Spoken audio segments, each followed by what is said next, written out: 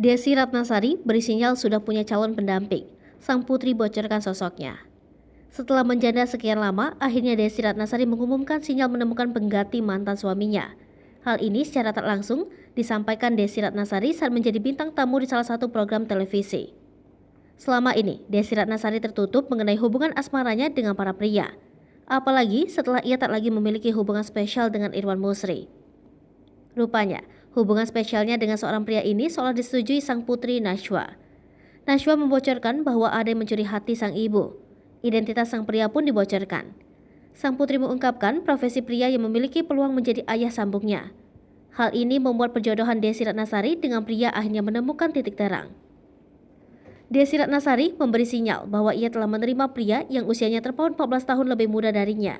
Awalnya Desi mengaku berat menerima perbedaan usia tersebut. Akan tetapi, seiring berjalannya waktu, ia bisa menerima perbedaan tersebut.